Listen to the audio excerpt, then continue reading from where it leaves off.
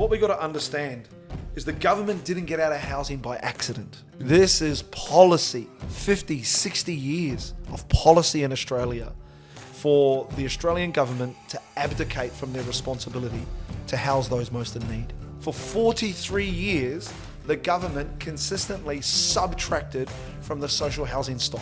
They took themselves out of the race. Housing Australia's most vulnerable residents was no longer the government's responsibility. They outsourced that responsibility. And who do they outsource it to? Welcome to the Teach Me About Property podcast. My name is Massey Archibald. I'm the CEO of Teach Me About Property. And I'm here today with my boy, Felise. What up? Welcome back, everyone. Welcome back. So Felise, man, talk to me. Talk to me. How's your week? Oh, How is your week? Where we been? Hit me with the baby. Come on now. So I had Buckle up, guys. on Thursday I hit up Massey. I was actually coming back from the gym, and I was coming back on this road here, and I was like, I gotta speak to Massey. Talk to Massey. And so I called him. I said, "Hey, Mass, you home?" I'm like, yeah, man. And I was like, and then I asked you, "Is Paula home?" Yeah, that's right. You did. I was like, "Is Paula home?" And you're like, Yeah. "What? No, just come." I was like, "Yeah, I'll head over." So I came over to Massey, and I spoke to him. And then he goes, "Oh, what's up? What are we doing?" I said, "Look." Nah, when you pulled up, I had to leave to go pick up that's MJ. right. I had to leave to go pick up MJ. So I said, jump in the car. We've got to go get MJ. We can talk. We can talk while we're driving. So we're driving. And then Massey's like, "What's up? What's happening? What are we doing?" You know? Yeah. And then I just looked at him. And I was just like, I said, "It's time." And so for those that don't know, if you ever get a privilege and opportunity to come to the one and only Teach Me About Property Studios. That's it. There's a sign there that says it's time. And so basically what's happening is I'm leaving TMAP. And so I mentioned that to Massey. I said, "Massey, look, man, this is where we've been. But I feel like it's time for me to do my thing." And for those that don't know, out of context, prior to working with TMAP in 2022, was it when I hit you up? Yeah, you started in 2022. Yeah. So prior to that, in 2020 during COVID, I was doing my coaching program. I was doing that online, and then life happened. You know, things happened. Things were moving, and then I hit up Massey that time, and I said, "Bro, is there an opportunity to come and work for TMAP and be a part of it?" And Massey gave me that opportunity, and it's gone so fast, man. It's gone so fast. Yeah, it's 4 years. 4 years? Yeah, just over 4. Yeah. 4 years. And then I just kind of explained to Massey, like, I feel like I'm in a season right now where this is something that I've always wanted to do, and I want to get back into it. And my health has been a priority for me, getting my health back on track. And so going back and doing, and I've already launched my coaching program. Yeah. What's it called, man? Real Give us Man the Brotherhood. plug, man. Give us the plug. Plug it in. It's the Real Man Brotherhood. Real Man Brotherhood. Shout out to all the brothers out there. Yeah, and look, for me, my journey has been being a father, being a dad, letting go of my health and then getting my health back on track. And so that's my coaching program around that. And so I've launched that. This year's been really good for me with my health and getting my health on track and then launching it. I relaunched it about a month ago. And then I said to Massey, "Look, my season with TMAP has come to an end." And that was the convo. And what did Massey say when you told him that? What was the feedback? What was the convo? It's just, you've always been supportive. You know what I mean? And Massey said, "Bro, do your thing, man. Like, do your thing and go all in and go, and do what you want to do." And that is the TMAP way. And it's been, look, me being a part of TMAP, gravitating to Teach My Property. For those that don't know, when TMAP first started, they had their first ever seminar in Liverpool. I was privileged to be there, and I've always felt like I've had this draw towards Massey, Paula, and Teach My Property because I love the work that you guys do, and so definitely continue to be a part of it. 100%. And look, from as a CEO, my position is, leaders create leaders. Yeah, 100%. You know what I mean? Leaders create leaders. And, you know, teach me about property. We've had, I think one of the proud things is a lot of people who've worked there, teach me about property, have gone on to build their own businesses. Yeah, that's true, eh? You know, leaders create leaders. You know what I mean? And so, you know, seeing Felise in the season of his life, and so if you don't know, a really big thing for us is, you know, serving the Lord. Yeah. You know, and when you get into positions of responsibility and the faith that we have, like those responsibilities can weigh heavy. Yeah. Heavy. Yeah. And so Felise was released from a calling. He was actually the bishop in our ward at church. Much love, Denham Court Ward. Denham Court, DC. DC, baby. Avengers. All day. Right? So, and we actually served on the bishopric together. Yeah. And it was funny because when we served on the bishopric, he was working to teach me about property, and, you know, he was reporting into me, and then from a spiritual perspective, I was reporting into him. Yeah. And he kind of led us on that. And so he's had the huge, like, just the relief of being released from his calling. He's been released as a bishop, and this opens the door for his next season. Yeah. You know, and there's been huge changes. You know, even this year, you know, you did High Rocks. Yeah. We went and did retreat in Bali. Man, what a year. Not just that, man. Your socials are blowing up, man. We're getting there. We're getting there. Blowing up, man. Yeah. You know, you've got R&B, which is the Real Man Brotherhood. So if you need some coaching on your fitness side, man, hit up my boy Felise. But also, you know, from a, you know, you got big dogs. You kind of have that with you and your brothers. Your brothers have blown up. You've building a great reputation in terms of the content creator space. Yeah, 100%. With the Pacificas, the fitness scene, like it's popping in Sydney, man. It's just about it. You know what I mean? So for me, mad respect. Yeah. And so when you said to me, one of the things I said was, obviously we're 100% supportive. Yeah. Like, man, you know, go for it. But then I said, man, win. 100%. And if it's time, win, man. Yeah, Get there, go, let's go. Yeah. And that's it. You know, you want to be at the same table. You know, so I'm looking forward to hearing, 100%. seeing you guys blow up, seeing the success. You know what I mean? And you know, thanks for all your efforts and teach me about property. You know, thanks for being there through, you know, through some peaks and troughs within the business. Yeah. Been massively supportive for me and Paula, and just having our back. And that's not only, you know, within the work sphere, it's also spiritually. Yeah. And being there to guide us through that process as well. Like, nothing but love, man. You and Yeah, Nana, for sure. I'm sure you guys are going to crush it. For you sure. know, just don't forget the little people. You know what I'm saying? Don't forget the little people when you blow up like the World Trade. Love to still be a part of the podcast, right? Still have my boy Felise. I'm losing my seat. But guys, make sure you comment below. Let me know, guys. Let Massey know. So if you want my boy Felise to be here for the rest of the podcast, let me know. Oh, what a ride. Yeah, 100%. Yeah, so that's been amazing. And yeah, man, wish you nothing but, you know, amazing success. Yeah, you've always been like that, Massey. From day one, you know. Even just being in proximity prior to working together, you know, prior to Team App, prior to everything, you've always been supportive from day one. Yeah, it's time to be him, man. Yeah. You know what I mean? We're talking 10-year increments because it's our 10-year anniversary. Let's go. In 10 years' time, you want to make sure you different. You know what I mean? And how do you do that? You got to go be him, man. You got to be him. No, I appreciate it. How's your week been? My week? Yeah, interesting, eh? So I've thought a little bit about this, and in my mental diary, I've kind of... It's funny where our insecurities can hide. Okay. You know, it's really funny where our insecurities can hide. So yesterday, I went into the dentist, and I hate the dentist, man. I hate the dentist. I just hate going there. I hate being there. And when I go to sit in the seat, it's funny, eh? So the dentist had my X-ray up on the thing. Yeah. And she's like, "We've got to pull out these two teeth, and that teeth. 5 teeth got to come out." I was like, "Oh, no way!" And it's funny, man. I swear. Like, you know, I'm the CEO of Teach Me About Property. I deal with problems and difficulties every day of my life.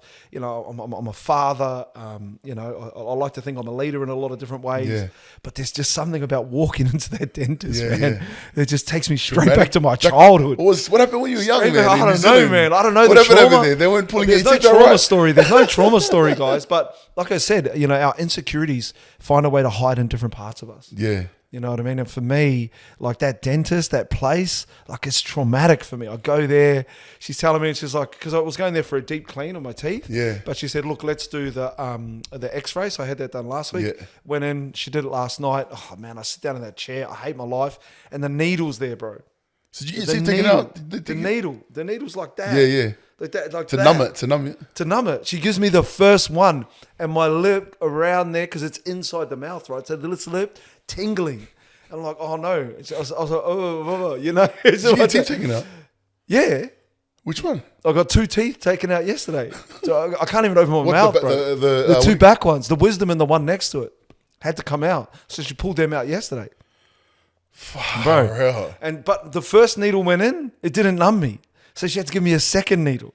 She had to give me a third needle. Whoa. She gave me 4 needles, bro. The problem with getting that many needles, bro, when you come down, oh man. Really? Bad. She ripped them out. So she did the deep clean and then she ripped them out. She showed us that, oh man, it's bad.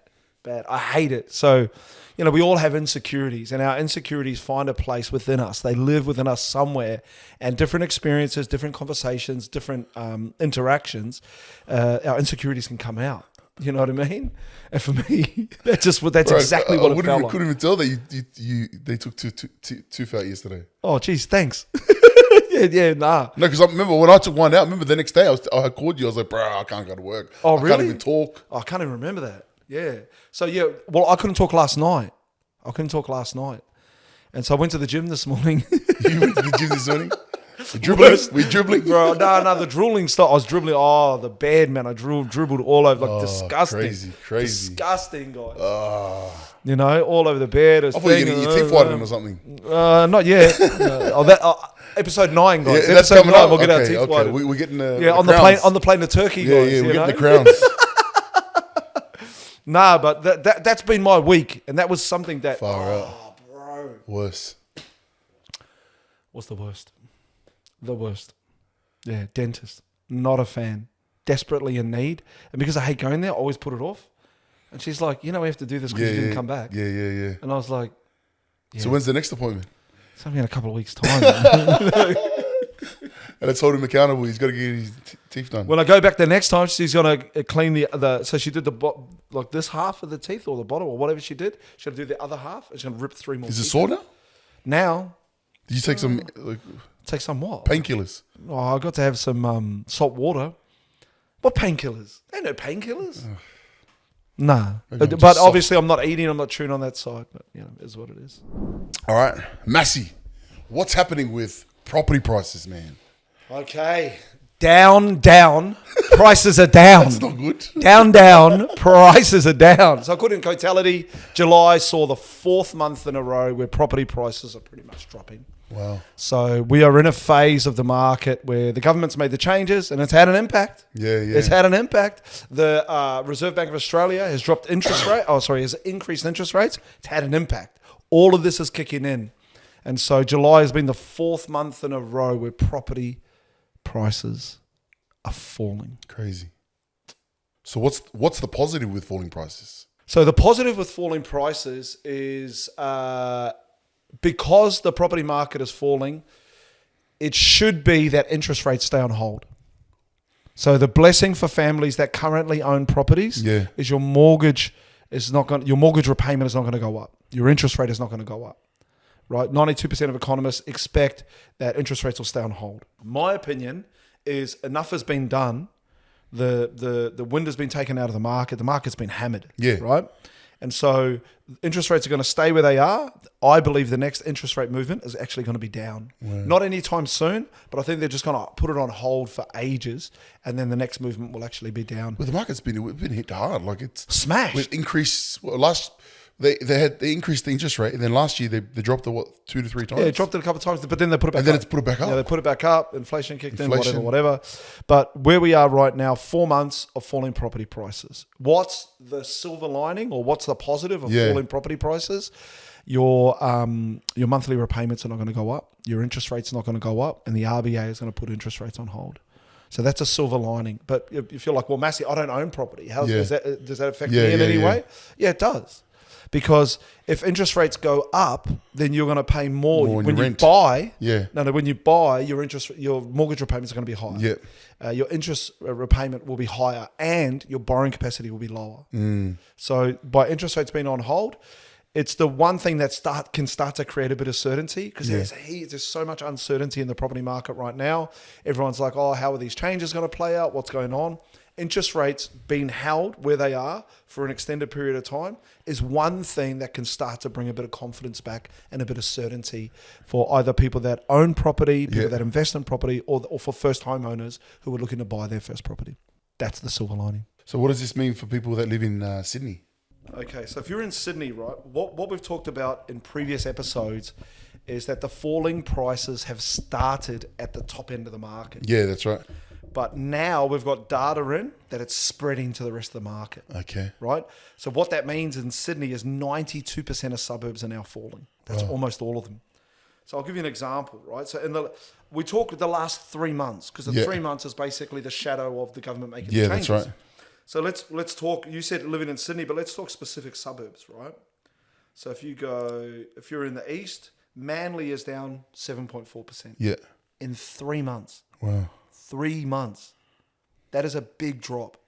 So they talk about if you annualize that. So if it continues at this trend for 12 months, so for 3 more quarters, then that'll be almost a 30% drop. What would they look like? Let's say, what are house prices in Manly? $1 million?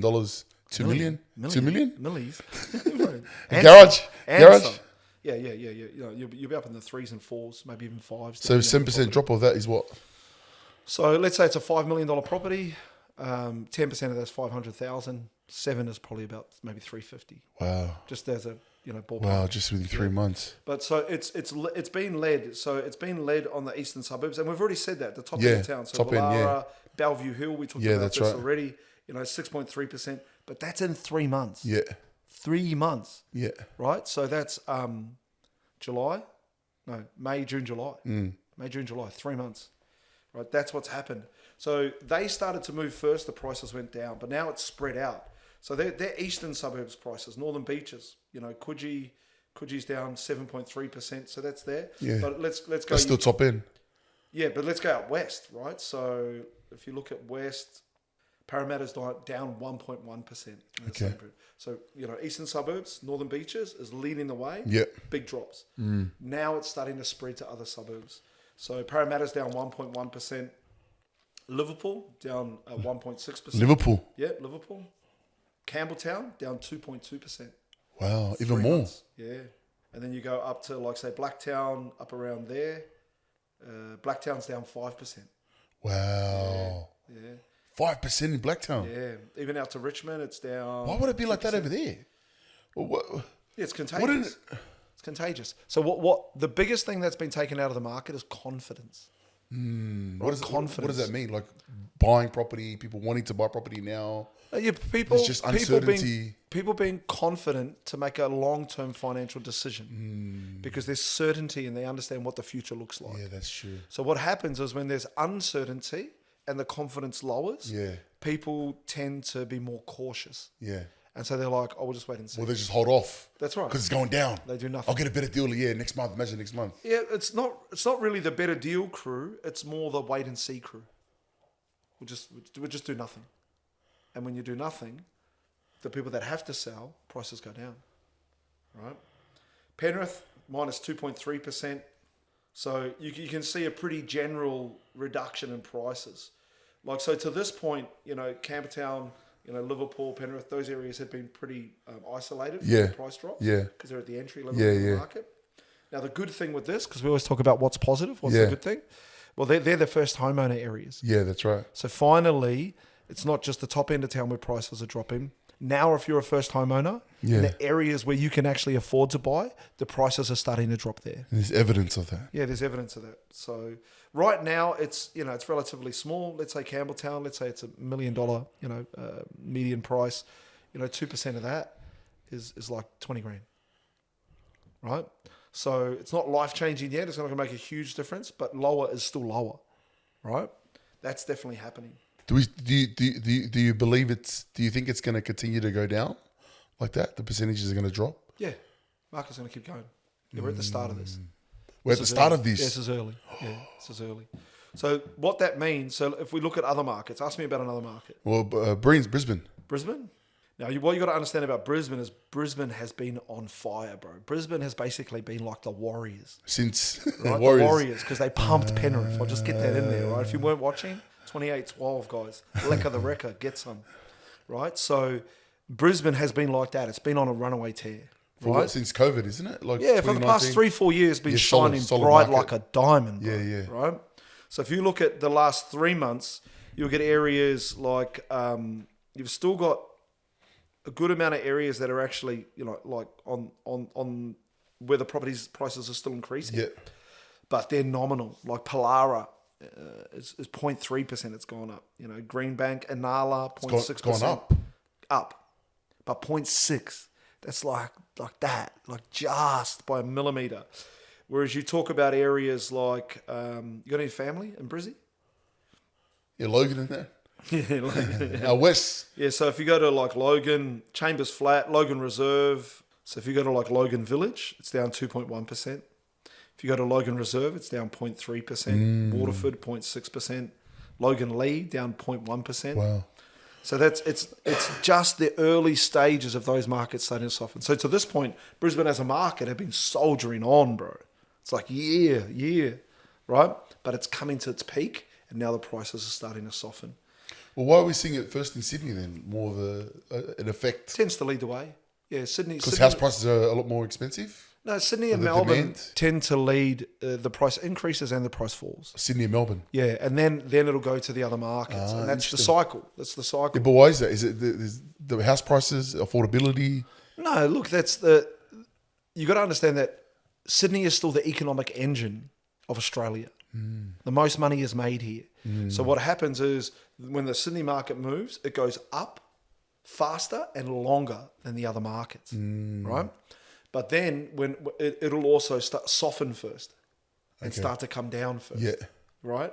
And that's just the trend. Yeah. And so we're seeing Brisbane has been more resilient. We've seen Brisbane perform very strongly over the last 3, 4, 5 years. The growth in those markets has been crazy. So for us to see now that, even areas out near Ipswich starting to fall -6 in the city, you know what I mean? You go to places like Wynnum, right on the water, -1.5%. Gold Coast? No, the GC's not on this map. GC's not on this map. It's just main cities. So, but let's look at Melbourne. Yeah, where's Melbourne at? Where's Melbourne? Yeah, Melbourne's falling, dude. All these numbers are for houses, and we're seeing a generalised softening of the market, which means most suburbs are going down. Before, it was just the top end of the market, so very isolated, that's right. and now it's spread to all of the other areas, right? So the upside of that, like I said, first-time owners, positive, very positive. So if you go like Collingwood in and around the city, right in there, -1.9%. The other one is Werribee is down -2%, so that's in the west. Maybe Cranbourne down in the southeast, -1.4%. And the big drops like Glen Waverley, 5.9%. Like some of those top end areas, where is it? They've really softened aggressively. Doncaster East, they're down 5-6%. So we're seeing, like I said, a generalised fall in prices. The property market is getting softer. Yeah. So the good news is if you're a first homeowner, now is a brilliant time to buy property. Because one, interest rates are not going up. Yeah. So you have certainty there. Yeah. 2, property prices are finally dropping in the property prices you can actually afford. Yeah, that's right. Right? So before I can't buy that anyway. Yeah. But now you're like, oh, hey, that house I looked at becomes more accessible to families. So for those that are selling the property then, hey, Mass. Yeah, well, now's not a time to be selling property. So what that means is if someone's selling property, they're only doing it because they have to. Yeah, you mentioned that last week, yeah. Right? And if you're buying property... But the buyers are knowing that. They know that too. That's right. So like in the north, Craigieburn's down 3.1%. So that's kind of the Mickleham, -3.8%. Those if you come out to like say Brighton's down 3.5%.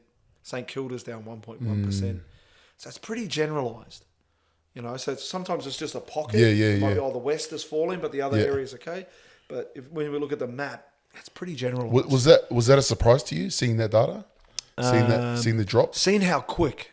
It was always coming, But it's that it's so you got to think of falling property prices kind of like an infection. Yeah. You know? It spreads. COVID virus. Spreads. COVID-19. Yeah, spreads. Yeah. So you're sick, then your wife gets sick, then the kids get sick. Yeah, right? yeah. It spreads. Yeah. And so it's a contagion. That happens as well when property prices go up. The market, a little pocket goes, and the next pocket, and the next thing. And then you got the hype, and then you got the news. Yep. And then it's the same when property prices start to fall. The places where people go, oh, we'll wait the fastest is the top end of town. You know, I don't feel comfortable going out to buy a $6 million property. I think I'll wait. Was there any city there that surprised you, or any certain area? I think the most resilient, place, if we look at it, it's actually Adelaide. What you're seeing everywhere is there's a falling. Yeah. But Adelaide has the most where property prices are still increasing. Now, when I say increasing, it's nominal. Mind you, Cumberland Park's up 2.2%, just south of the city. Wavell up 2.5%. Vale Park 1.4%. Then you swing around over to the north. Pennington is 0.3%. Mansfield Park is falling 0.2%. So it's pretty generalised. The south of Adelaide seems to be performing the best. Yeah. And the most resilient. McLaren Vale's up 2%. That's obviously south. But right, Bellevue Heights 2.8%, and then a lot of Cumberland Park, like I just said, Clarence Gardens up 3.1%. So you're still seeing some good growth in patches. Yeah. Right. My 2 cents is that'll change. That's going to change. Now they're talking about supply being an issue and all of that type of stuff, but trust me, it's coming. So the best performer is Adelaide, and then probably closely behind that. Even Perth, man. Perth has been pretty resilient, but it's falling. You still got good patches in and around the CBD, like West Perth, right in there, Perth, East Perth, Como, and then Nedlands, out onto the water, Cottesloe. That's a nice spot. They're all seeing positive growth. Yeah. But most of the north in the next couple of months, you see that things are going to change there. Yeah, I believe so. Yeah, I believe we'll start to get a contraction, and there's a lot of stuff on social media. People are talking about the market starting to shift and change there. And, because Perth has been like Brisbane. It's gone crazy. The growth in those markets has been like a sight to behold. Great if you've owned properties or purchased properties. It's been phenomenal. But Rockingham in the south of Perth, was solid. Almost that whole area is still seeing positive growth. Shoalwater's at 3%, Rockingham 1.7%. And Mandurah, even down there, still really strong performance in terms of property growth. So I think the main message that we want people to understand is the fallout of the government policies and the fallout of the interest rate increases. Like it's here. It's here. And before it was what are they saying? What is the government saying? Well, so the government is... Are they taking ownership? Or they're just... So the government is trying to say... They're trying to talk... It's a part of the plans. No, they're trying to talk about the positive parts of both things, right? So they're trying to say, first homeowners, finally, you can afford to buy a house. So they flipped finally, the script. This is a good thing for you. But they're also trying to say, for homeowners, the good thing for you is property prices are not going to fall far. You're lucky. You own property. They're trying to talk about the positives on both sides. And I don't think you can do that. What they're realising is, pretty much 70% of Australians own property. And they all vote. And the government has just brought in legislation and they've brought in changes in the market that's going to make their number one asset go down in value. And at first people are like, yeah, this is good, first homeowners. But eventually people run out of empathy. Yeah, that's and right. they're like, how much has my house gone down by? Yeah. That's outrageous. I hate this government. We need to get rid of them. When I look at the comment feed, so many people are saying Labor and the Greens have destroyed this country. Yeah, they want them out, yeah. You know what they're talking about? Pauline, baby. Everyone's like, vote One Nation. Pauline. Yeah, she's in the One Nation. But apparently it's far off, like for her to be able to be elected. Yeah, but they're saying this is just... The reaction. I think the comment section is a really good barometer for how people are feeling. You get the pulse on Yeah. Like I was on Albo's feed the other day and just watching his content, it's like, bro, kill me now. But I thought I'd jump in and then I jumped in the comment section. But are people agreeing with you? Well, is there people that are agreeing with him? There's a lot of people in his feed saying, vote for Pauline Hanson. So what do you think? Does that sound like they're agreeing with him? You know? What I'm struggling to see is who wins out of this. Who wins? Property prices are going to fall now. So yeah, good thing for first homeowners. Yeah. But first homeowners don't buy every house that's for sale. Right? The rest get bought by other homeowners. Investors. Well, and homeowners. People upgrade. Yeah. People move. Right. Yeah, I got a new job. I need to go and live in that place. So people need to understand that. Well, Labor needs to understand that these policies are about to become extremely unpopular. They're already unpopular. And they're trying to use talking points to make people feel good about it. But it ain't working. It ain't working. Not everybody wants to see their main asset drop in value. It's the big expense. Yeah, but here's the funny It's thing, the right? big expense. The biggest expense that you have on a weekly or to a monthly basis is your mortgage, your rent. 100%. And even first homeowners, like, yeah, they want the price to go down while they're buying, but then they want the price to go up. I've got a house now. Come on. Yeah, that's so true. That's It's contradicting. That's facts. So when they're buying, they're like, yeah, low prices are good. But once they own it, they're like, well, how much is my property worth now? Oh, how much equity have I got? Yeah, that's right. Oh, what's my price worth? Yeah. Yeah, let's have a look. So nobody really wants house prices to go down, long term. People might say they do, but when it's your asset, and if you lose 50% or 60 or 70% of the value of your asset, nobody smiles about that. That's not a good experience. Whether it's shares, whether it's property, whether it's anything that you own, that's your blood, sweat, and tears that have gone into acquiring that asset, paying a mortgage, holding on to the asset, doing whatever it takes to get yourself into a position to be able to do that. Nobody wants to see that hard work go down the drain. That's for sure. We've been getting a lot of questions on our socials saying that the government needs to build more housing. What's your thoughts on that? Yeah, look, this is something that that I've put a bit of research into, because in the comments section, people talk about this. They say, "Oh, the government should build more houses." They also say, investors are the enemy. Yeah. Greedy landlords. That's a Yeah. really common term that pops up now on the socials. So it's about understanding how they see the issue. But the research I wanted to understand is like how are we going in terms of building properties, and so I did a lot of research, and I've had a look at like how many properties did the government used to build specifically for social housing, Okay. right? And what's been the trajectory? What's that actually been like? Because sometimes we can live right now, we're in the moment. Yeah. Sometimes we just need a history lesson. Yeah, that's right. Well, you learn from the past. So there's phases. There's phases of what's actually happened. So this is going all the way back. So the largest involvement from the government in terms of social housing was immediately after World War II. Immediately. Okay. So you're talking about from 1945, 46 through to about 1950, right? So this is the baby boomer years, right? So then you've got all of these men coming back from war. That's right. You've got all these families being created, all these babies being born. Where are we going to put them? So the government jumped in. The government was building 26.1% of all houses that were being built in a year were built for social housing by the government back then, right? And then what we see is this steady decline. It's not small. It drops pretty quickly, right? So it went from 26.1%. That's more than 1 in 4 houses being built for the purpose of social housing. So I'm the government. There's 30% of Australians who need to rent. We're going to pretty much supply all of those properties for Australians who need somewhere to rent. That's how it was back then. Yeah. Right? And you'd go in and you'd rent that house and you'd move into social housing. Yeah. Right? And they did that all across Australia. But then what happened is it started to drop. Probably the biggest drop from there was early 70s, 1973. Dropped to about 6.3%. What? So from 26.1% to 6.3%. So it's gone from 1 in 4 to less than 1 in 10. Almost 1 in 20. New houses that have been built in Australia for the purpose of social housing. Right? It's too much work for them.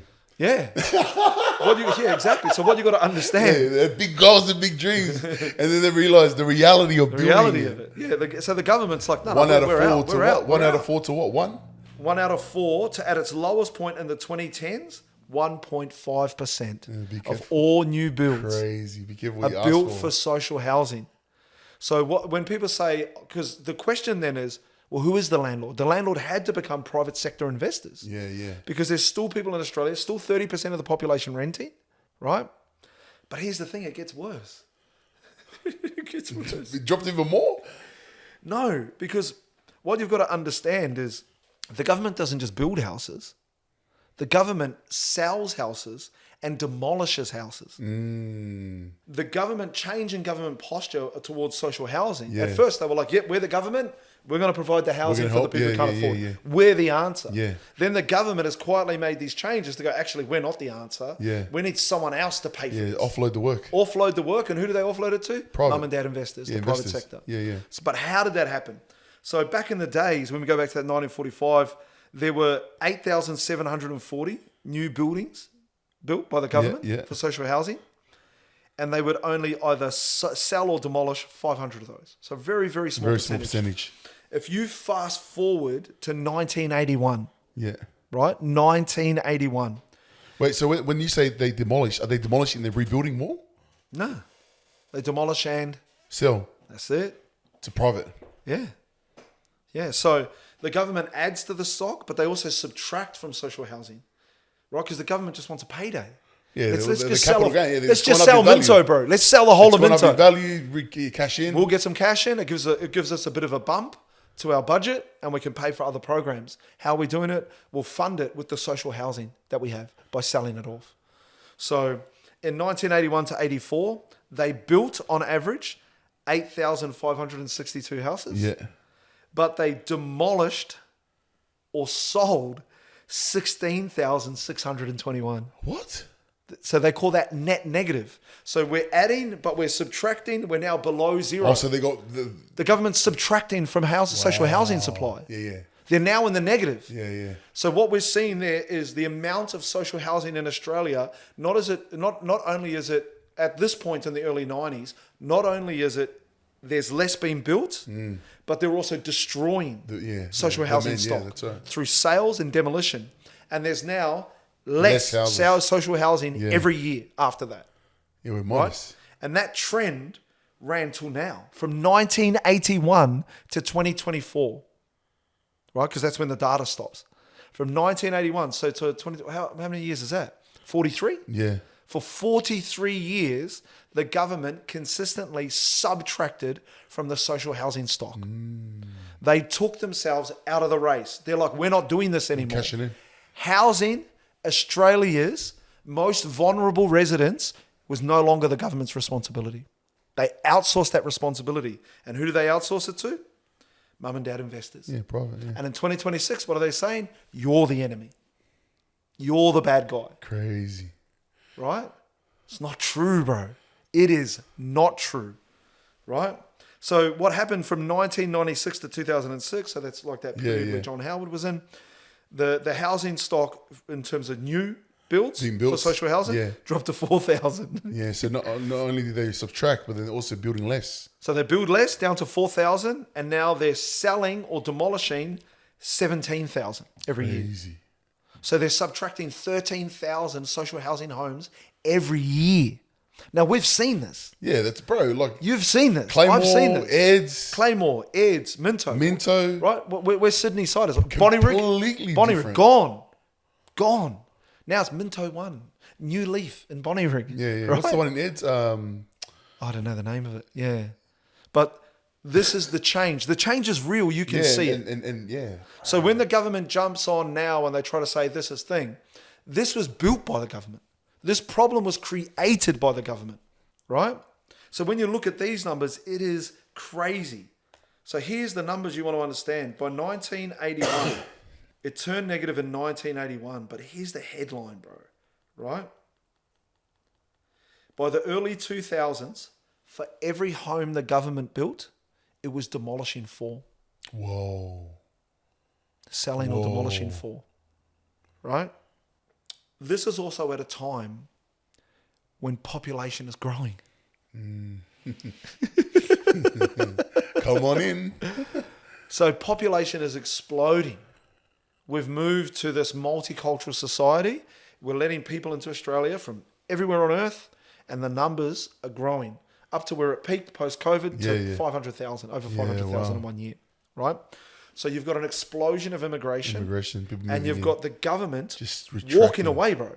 Walking away from their responsibility to house new immigrants into Australia and families that are struggling. Yeah, and they're relying. They were relying. Relying, yeah. But that's government housing too. So they would have been paying less. Yeah, that's right.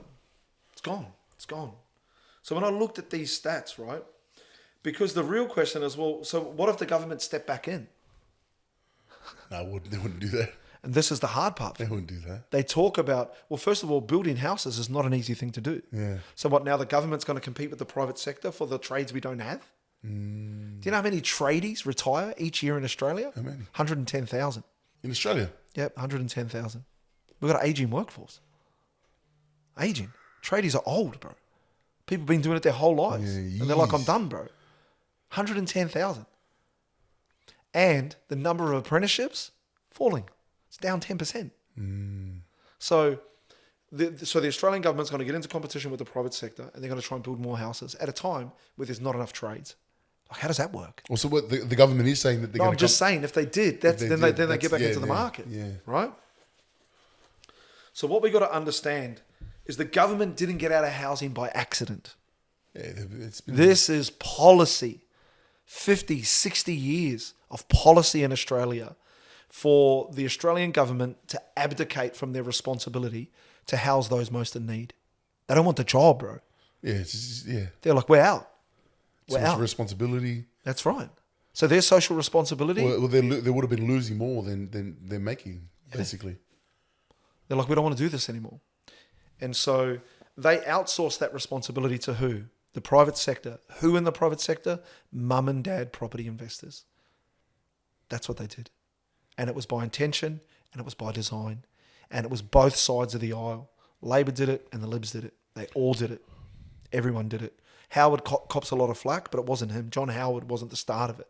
No way. It was before that, He might have accelerated, but it didn't start. 1981 is where the government went to a net negative. That means not only we first first year broke the cycle. broke the cycle. Bro. We're building less. We are no longer adding to the social housing supply in Australia. They made that conscious decision, right? And not only that, we're going to sell everything we've got. We're going to get rid of it all. Crazy. And so where do those people go to live? They got to live somewhere, right? And so when you understand this is why I hate the lies from the Labor government. Because they try to position property investors as the bad guys. Yeah, as the bad guys. They're the enemy. They're the bad guys, yeah. greedy investors. Yeah. If they never stepped in, where would these people be living? If they hadn't filled the void for the last 40, 50 years, Yeah, take the risk. where would these people be living? Yeah, that's right. And the government knew And the workload of owning a mortgage and the running and all of that. The government understands how difficult it is to build housing yeah, they still at tax scale. Yeah. But they want don't the make money. it easy. They want the money. So what we realise here, they're not coming to save anyone. They're not going to come in and start building houses again. They're just taxing the life out of everyone who is doing it. That's why we have a housing crisis. It's real talk right there. Real talk. Let me tell you about a family. Ooh. Let me tell you about a family. Let's go. So this family, you got a big family, right? Yeah. There's a couple of us. Yeah, a couple. 5, 6. So this is a big family too. Yeah. In the one household, 4 generations, right? So mum and dad, Yeah. the kids, 1 grandchild, Ooh. right? And nan In one in house. the one household Together. right? Ooh, love one another. So yeah. We belong together, Oh. right? So one house, one big happy family, right? Now, how old's your oldest? 11. 11, right? So right now, the children are a financial burden. True? Yes. Yes. Yes. They just eat your money. Yes. But we love them. Yeah, you love them, but they're a financial Man, they burden. eat a lot. But I'm here to tell you, that is temporary. That doesn't last forever. What I love about this family is they're at the stage where the 2 eldest who live there, Yeah. they work. They work and they're on good money. Yeah. So the household income is above $300,000. So they earn really, really good money, right? So what happens if any of you out there come from a big family and right now you got no cash because the kids eat all your money or whatever it may be, and it's just school uniforms and another cost and oh, dad, that is temporary. That's a season. The season. That is a season. And eventually you'll end up in the season where this family is at 4 generations in one household. wait. But they also have 4 incomes, Yeah, solid. right? 4 They've incomes gone in the from 2 household. to 4. Now, when that first happens, everyone gets real excited. And they go a bit nuts. We're going to buy a house. No, so they joined Team App. Have a guess what year they joined. Have a guess. 24. 2018. Oh, welcome back. So we call them BC. You know what BC stands for? Before COVID. I was going to say before. So this crew, BC, they joined. They're super excited. They're back. But you know what happens when you get a lot of money? But when they joined, the kids were younger?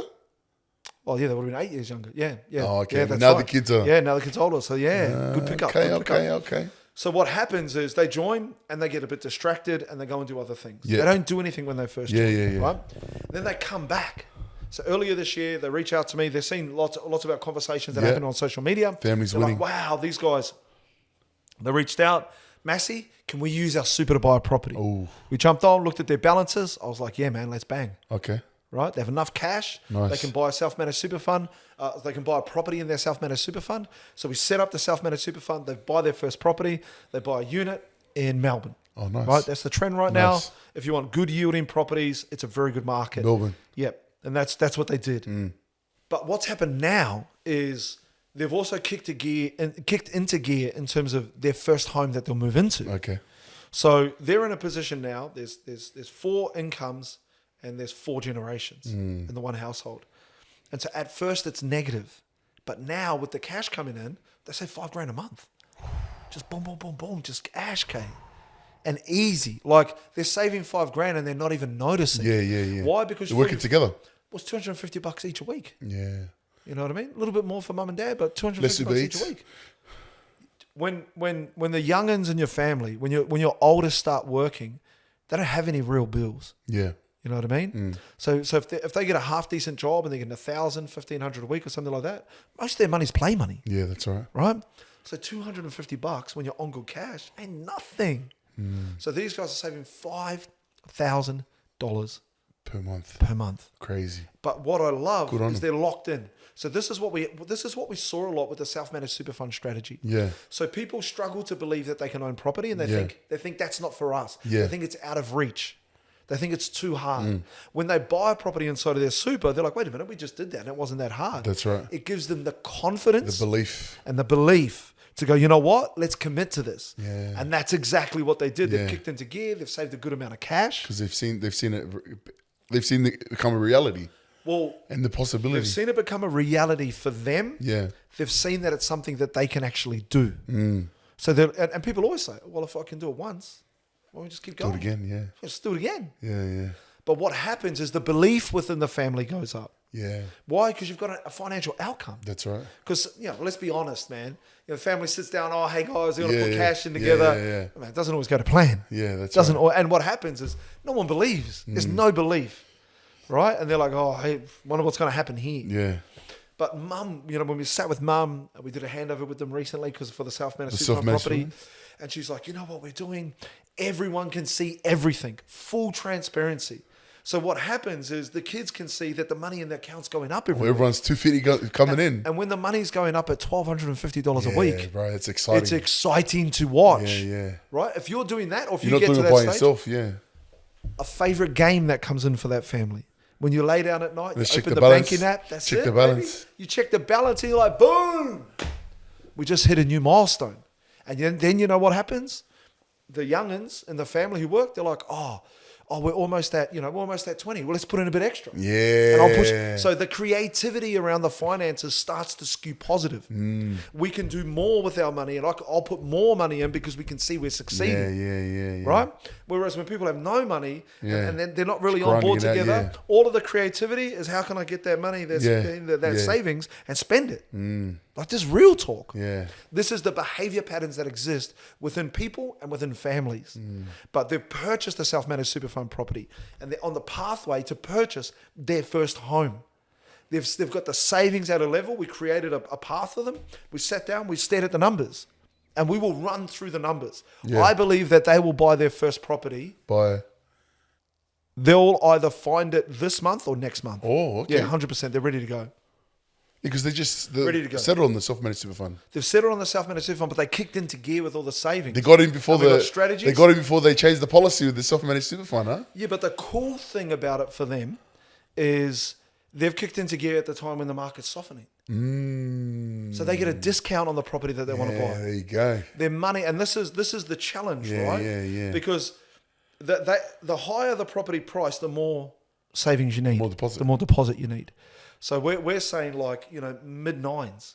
If we can find a property in the mid-9s, Campbelltown area, they'll be happy with that. They'll get a decent backyard. The family will fit. With the big families, you and your 4 or 6 cars, in the driveway. On the grass. That's it, on the grass. What grass? But they own it. It's their property. They own it, bro. But so what we're seeing is based on the numbers, because they've got good incomes, but instead of going too high, it'll mean they have to save for the next year and a half. I'm just saying, get into the market. The goal when you're a first homeowner is to get in as soon as possible. Yeah. Don't listen to anyone who tells you to wait. Don't listen. The sooner you get into the market, because the other thing that happens, you're on track, you're saving, and the money's going up. And the longer you wait, what can happen? You spend the money. That's right. Yeah. You spend the money. Something comes up. Even when you're on lock. Yeah. Things come Temptation's up. Life real. happens. Yeah, but even if it's a good thing, but it's a bad thing that it's happened. Does that make sense? Yeah. You're still spending the money. Yeah. So when I was speaking to them, I was like, guys, let's move quickly. How long have they locked in for? How long have they locked to the savings? Pretty much this year. Oh, really? Yeah, on lock. They've met, they're doing everything right. So, and I said to them, look, guys, our goal is to get you into the market as soon as possible. Our goal is to take advantage of all of the first homeowner grants and incentives. Yeah. We want to buy a property around about, 950,000 in southwest Sydney. 5% deposit. Anywhere from, probably Ingleburn south to Campbelltown. Right? Maybe even MacArthur down there. Yeah. Just one of the pockets where you can get something decent for around that price. You know what I mean? And we want to go now. I'm like saying, go, let's go. And the reason why you want to go is because all of those good behaviors, man, you only need one bad phone call. You know what I mean? That's right. That's right. Guys, Or you need just a couple of that's bad always decisions. the plan B, eh? Well, what happens is once you start spending money, you tend to go more. What does that look like? Yeah. It's the transfer Olympics, bro. Don't act like you don't know what I'm talking about. Don't act like you don't know. We're saving. Yeah, we're saving. So you transfer $1,000 into the savings account, and you do that on payday Friday. It's $1,000, right? Yeah. Friday night, you're out, transfer back $20. Just a little bit. Yeah. Just a little bit, $20. Not too much damage. Not too much, just $20. It's only $20. And then the next morning, you take the kids out, you think, transfer another $50. Real talk. But what happens on the third transfer, you transfer $350. Right? $350. Right? And then by Saturday night, you know what you're saying? How did you know, man? How did you know? I come this far. Might as well. Might as well. Start fresh next week. Mama didn't raise no quitter. I'm going to transfer the rest of that money and I'm going to spend it all this weekend. Right? And that can happen. So the quicker we embed positive financial behaviors within the family and the quicker we get them to the financial goal, the better it is for that family. Right? Because most families can't withstand getting to a really good number and going back to zero. It's over. Well, I think especially if they haven't seen that number before. Exactly. Yeah, but you're at a world record for your family. Whoa, this is the world walking around, 50K, 100K. So if you're a first homeowner, your goal is to get into the property market as soon as possible. So often what that will mean is you're not going to buy at the peak of your borrowing capacity. You're going to buy at a number that allows you to save that number as fast as humanly possible. Because the sooner you buy that property, the sooner your job's done, the sooner you guys are moving your furniture into that property. The sooner you can accomplish any financial goal that your family sets out to do. Because what happens is if you fail at that goal, the family will never believe again. Yeah. The family won't believe each other. Yeah, you're on your own. Right? You're on your own. The kids, when the next time mum and dad try to talk to them about saving by house, no way. Nothing, bro. There will be no response. I think it's important to let the parents know that, eh? You let them parents. 100%. And these are the conversations that I have with them as their mentor. Yeah. That's why the urgency that comes in is you got to strike when there's an opportunity. And if we're close enough to the opportunity, let's go. Let's go. What are you waiting for? People will get to that point. Sometimes they get a bit nervous. They get a bit fearful. So, bro, you just told me you've been waiting 20 years to buy a house. And now you're acting like it's happening too fast. Why don't they take action? Because they get fearful. Fearful they don't get what they expected to get? It is amazing as a property mentor to watch how people react and behave when they get everything they always wanted. It's amazing to see. What do you mean by that? Some people just mount emotionally. Yeah. They're not equipped, or they're not ready, or they're not prepared. Their insecurities really come forward. Yeah. And then all the fear, oh, what if this happens? What if this happens? What if this happens? And their own fear can keep them from accomplishing what they really want in their life. That's exactly where they're at. But they've been praying for that opportunity. I mean, and not only they've been praying, the Lord's just answered their prayers. Right? Open your net bank. Take a look at it. Right? The Lord's answered your prayers. He's already played his part. Yeah. And now you're going to, instead of bringing faith to the table, you're going to bring hesitate. fear. What's that about? Yeah. Right? Started from the bottom, now we're here. So our job, or what I do when I'm working with the families, is to keep the momentum moving. Yeah. And helping them to understand buying a property, there's a strong emotional response that's going to happen. Right? Because they start getting loan documents, they're like, damn, that's an $890,000 loan. That's a $1 million loan. Right? So they start to get fearful, they start to think. Repayments, mortgage not payments. Just that. 30 years. The algo kicks in, bro. Algo. They've been looking at all of the stuff online, everything, and now the algo kicks in, and they'll see one negative post, they'll see a couple of negative things, they get fearful. Right? And so our responsibility is to help make sure they move through that fear. They take action in spite of that fear. Navigate through it. In spite of themselves, they're still able to succeed. Right? Talking about the Warriors, I was watching and they talked about the stats, and they said the unforced errors now in the Warriors and the penalty count on the Warriors is one of the lowest of all teams. And I'd never heard this before. And they said what that means is the Warriors don't beat themselves.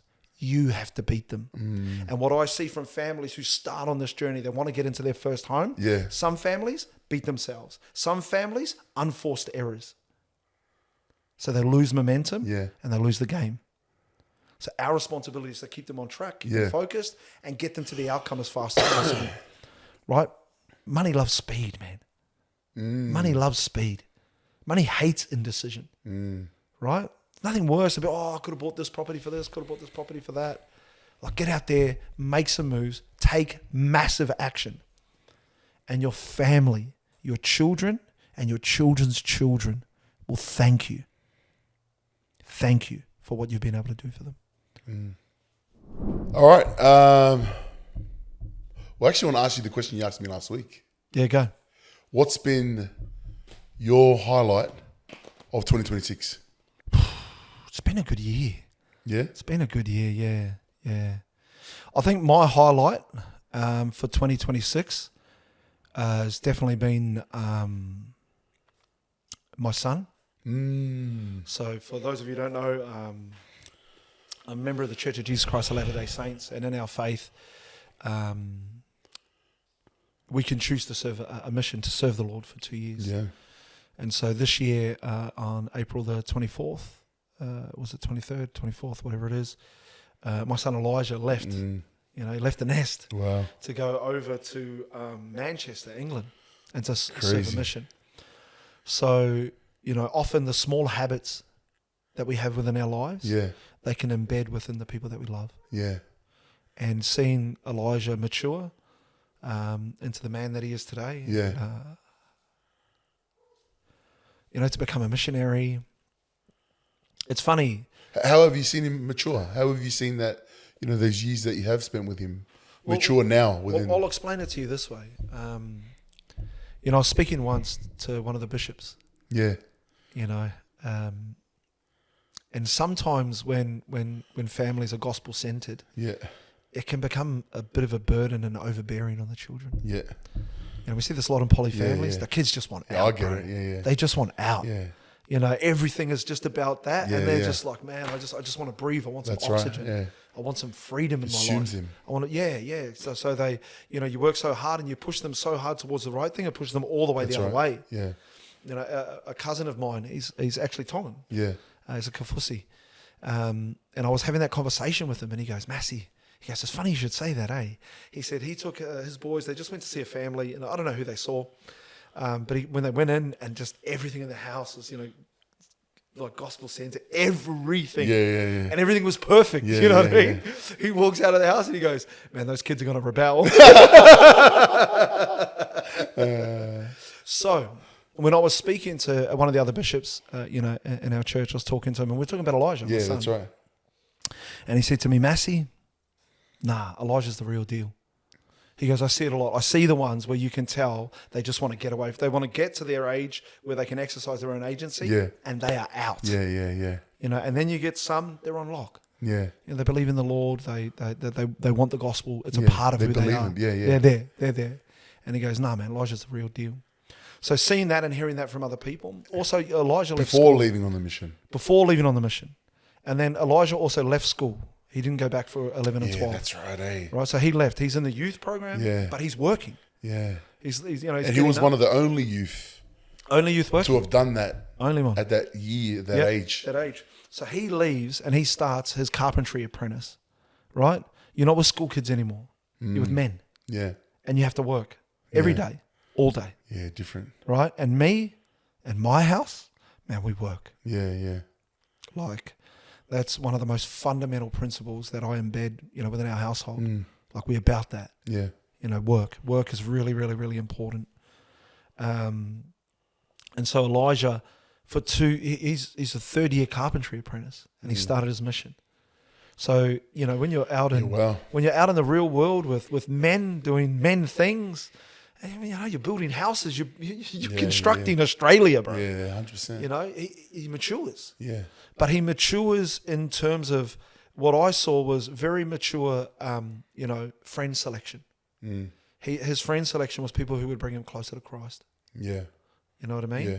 He grew really within the young men's program, and he became like he became more of a leader. He was a leader in the young men's program, but the boys followed him. Yeah. They looked up to him. You know what I mean? And they saw everything. Yeah. For what it was. Yeah. You know what I mean? And the most beautiful thing about that was, seeing him mature. And I hear it from everywhere. I hear it from the people that he worked with. One day I went to site, I picked him up, and there's just this random tradie come up to me, a painter. And he's like, "Oh, are you Elijah's dad?" Yeah. Mate, he's a good kid, Everyone says this. Everyone. Yeah. Other church leaders, other wards. But what I said to him, what I've taught within our home is, I'm only strict in two main areas. Okay. I said to him, son, there's two areas Dad doesn't play. Right? Number one, work. Number two, church. Yeah. We don't play when it comes to those things. Yeah. Whenever there's responsibility, we fulfill our responsibilities. Yeah. We don't play. I said, but after you've done that, do whatever you want. Even when it come to him leaving school. Yeah. Like I said to him, like a lot of parents will be like, no, you got to stay at school. Da-da. I said to him at the start of year 10, I said, Elijah, you don't need to know what you want to be when you grow up. All you need to know is, are you going to go to uni or not? Oh, yeah. If you're going to go to uni, we've got to knuckle down. If you're not going to go to uni, sweet as. I didn't go to uni, so if you don't go to uni, I don't care. Yeah. And then later in that year, when they have, what's it called, work experience? Yeah. Yeah, he was like, oh, Dad, we've got to go work experience. I said, well, what do you want to do? I said, you want to come with Dad, Yeah. And he's like, oh, what about construction? What about you like a trade or something? So he chose that? I was like, for real? Yeah. He's like, yeah. I said, I got you. Put him in with a couple of builders, and then straight away, me and his mum, we were like, hey, if you're gonna be a tradie, there's no point doing year 11 and 12. And that weighed heavy on him. It's a big decision, man. Weighed heavy on him. And here's the two biggest points. As a young'un, growing up, naturally you think about it, we grew up, man, 14, 15, everything's friends. They're not thinking about responsibilities, paying bills. I mean, they're thinking of hanging out with their mates. So that would have been a massive decision. So we said to him, right, because we've been saying, you're going to leave, don't worry about going back. And then he says to me, I said, what is the issue? What's the hesitancy? And he's like, oh, Dad, what about my mates? Yeah, that's right. Or is at that age? Yeah, 100%. I was like, your mates? Bro, when you leave school, you ain't even going to see them, man. That's the world they're in. Yeah, but that was his world. And then he made the decision, he left, and he started his trade. So he matured. And then the other big maturing from spiritually, temporally in terms of work, and his fitness journey. Like the G was on lock, man. He loves that CrossFit. He was about it. He was about it. You know what I mean? And so, just seeing, your son grow into, a good decision maker, someone who, as a father, you want your son to be a man of God. 100%. You want to raise him in a way where he loves the Lord. Mm. And he can have opportunities to build a relationship with the Lord, to rely upon the Lord. And one of the big sayings in our home is, the Lord will provide. Yeah. Always has. He always will. And so I want him in the mission field for him to build his relationship with God, understand how the Lord speaks to him. Oh, he definitely will. Understand how the Lord comes to him in his time of need, understand all of those things. Yeah. And that'll stay with him for the rest of his life. And then he can be like what Olivia Dean says, can be the man I need. For those that don't know, that's 2 years, man. He's gone 2 years. 2 years away from mum and dad, and it's a big sacrifice. It's not something. Yeah, it's not something light, but yeah. You ready for my question? What's your question? Ready? You ready for my question? You've made a huge decision. Yep. Right? You've made a decision to leave Teach Me About Property. Yeah. All in on R&B. Yeah. And you're going to shoot for the stars. You're going over to the States. Like, Yeah. you are going to live your best life. So my one question to you. Let's go. What are you scared of? What are you scared of? I think the first thing that came to mind is repeating what I did before, Yeah. which means, like I said earlier, going back to a job. We'll take you back. Yeah. There's always a job for you here. But burn the boats, bro. Well, that's it. Burn the boats. It's not fear. It's more just like that's not an option. It's not an option. It's like you said, you're gonna do it. Go all in on it. And make it a reality.